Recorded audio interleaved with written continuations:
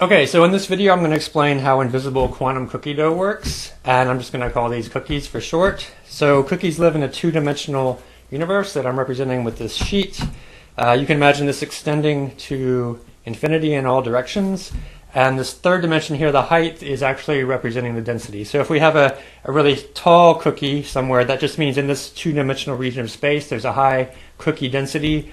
If the cookie's flat, then in that place there's a low density. Now, our cookies all have a volume of exactly 1 unit, like this, but they can have any shape. So they could have a shape like that looks like an ordinary cookie, or they could be some, spread out shape, anything you want, but the volume always has to be 1. We also have some cookie cutters, and these all have a volume of exactly 1 also. So exactly one cookie fits inside each one of these. And these have a special property that anytime you put them down on the sheet, there's either exactly 1 cookie inside of them, or there's no cookie at all. The cookie is completely outside of the cutter. And the cutters all have some indicator on them that tell you at any time whether there's a cookie inside or if there's no cookie inside. So the way this works, remember this dough is actually invisible. You can't see where it is. So imagine this is sort of spread out in our universe in some way, and we've got our cookie cutter, and we plop it down like that. So now what happens? When we put the cutter on the sheet, the cookie either has to be completely inside or completely outside. But just before we put it on the sheet, some fraction of the cookie was inside, some fraction was outside. So this is where probability comes in. A fraction of time equal to the fraction of the cookie volume on the outside. What happens is when you lift the cutter up, you see just the cookie on the outside. Now there's less cookie than you started with, so there has to be a renormalization here. The part that was on the inside is evenly distributed on all of these outside parts. So it's exactly the same shape as before, but it's just a little bit higher to make up for that loss in volume. And a fraction of the time equal to the fraction of the cookie volume that was on the inside of the cutter.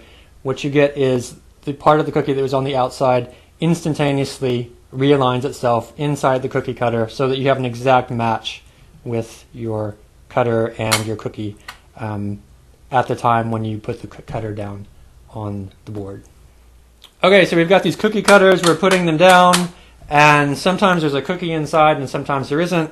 But when we let them go, when there's no cookie cutters, there's just a cookie on here, it's invisible, it's moving around, we can't see it. How do we make a theory for how this is moving if we can't see what's going on? So what we do, we start with a prepared state. We've got a cookie, our indicator light is on, so we know that the cookie is in here, and it's invisible. So we let it go, 1001, put the cutter down in exactly the same spot. So this cookie moved while I had the cutter in my hand, and when I put this back down, either I'm going to get the cookie in the middle or cookie somewhere else, depending on how much of the cookie was left over in the middle when I put this back down. Now if I just do this one time, I'm not getting a whole lot of information about the system, but I could do the same experiment a million times. I just keep doing it over and over. Every time I set it up with the cookie in the middle, it moves some amount. I put the cutter back down, and now I've got a million experiments. I've got some probability distribution. I've got the probability of getting a cookie in the middle, and that's equal to the volume of cookie left over inside this shape after 1 second.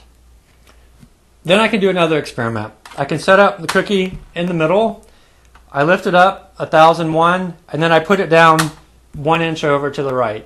And I do that same thing a million times. I lift it up 1 inch to the right, back down a second later.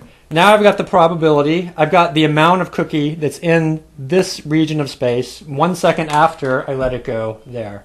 And then I can do the same thing 1 inch to the left, I can do 1 inch up and down, and I can do it for every position on this board a million times, or with whatever statistical accuracy I want to have. And eventually I'm going to map out exactly where this shape is moving, the shape that started in the middle that's evolving for 1 second.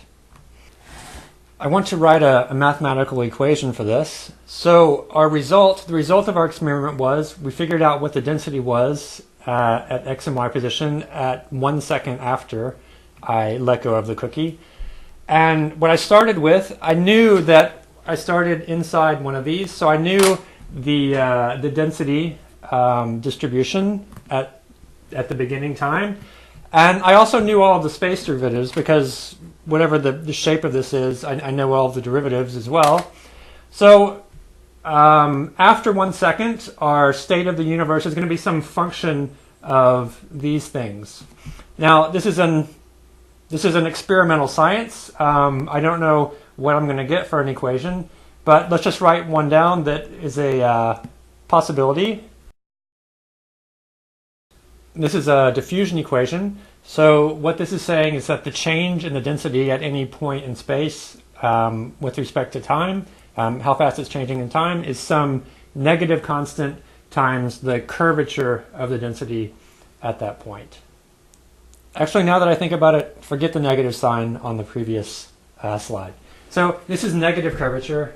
Here's the slope here, and the slope's getting more and more negative. And what our diffusion equation tells us is that this part of the density is going to go down over time. So after a second, it's going to look something like that. And here you have positive curvature. The slope is getting more and more positive. So this part that's dipped down here is actually going to get higher over time. And the amount of curvature determines how fast the diffusion takes place. So here you've got a large amount of curvature. This is going to spread out very quickly. Here you've got a more gentle curvature, and this is going to be moving more slowly. Now, this is a part of quantum cookies that people have the hardest time accepting or understanding, and that's that the motion of the cookie in the future is completely determined by where the cookie is right now. So you can't independently set the velocity and the position of a cookie. This is what everybody says. I've got a ball, I put this ball anywhere I want in space, and then after I put it somewhere, I decide I want to move it some way in the future. And where I put it and how I move it afterwards, those are completely independent. I can set them up however I want. And the reason why we can't do this for cookies is because the equations of motion for cookies are different than the equations of motions for balls. I can't have a cookie that's shaped like this and that just stays still, or that moves to the right with some speed. Or I can't have a cookie like this that's spread out and it's moving really fast. Once I place a cookie in space with some distribution, I can no longer arbitrarily choose how it's going to move. Its motion is completely determined by the shape of how it's arranged here or in 2 dimensions on our cookie sheet.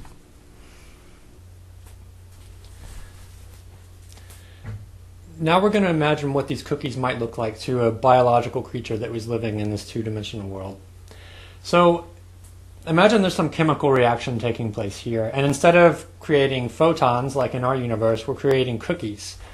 So 2 chemicals are bumping into each other here, and it's happening in a very small spatial region. So you've got a cookie here that's very dense in this very small region of space. And so this is going to diffuse quickly in all directions evenly. Now this is the eye of our biological creature over here, and it's made up of a circle of these cookie cutters, and these are just going up and down all the time. They're waiting for a cookie to come along, and at some point this is going to spread out, and there's going to be some small amount of cookie somewhere, and this is going to chop down on it, and this one's going to light up, and then we know that we have some cookie in this sensor over here. Looking at this process from the side, you've got your cookie being created in a small location of space. It's got a high curvature, and so it's going to be diffusing outwards very quickly. So after some amount of time, maybe it's going to have some distribution that looks like that. And you've got our near sensor. This is chopping up and down all the time in the far sensor. And this is just probabilistic. Sometimes, the probability of seeing a cookie in any given chop is just this amount that's on the inside. So sometimes the near sensor is going to see it, sometimes the far sensor is going to see it, and maybe you've got a friend that's sitting, way over here on the other side of the table. Maybe his choppers and his eye are going to see it also. So for any individual cookie that's created, getting a signal on either one of these isn't really giving you a lot of information. But what allows you to see what's going on here is that you have a large number of chemical reactions happening at the exact same point. So there's billions of these going on every second. These are all spreading out, and because of the way this distribution is, this one is more likely to have a cookie in it than this one because of the downward slope here.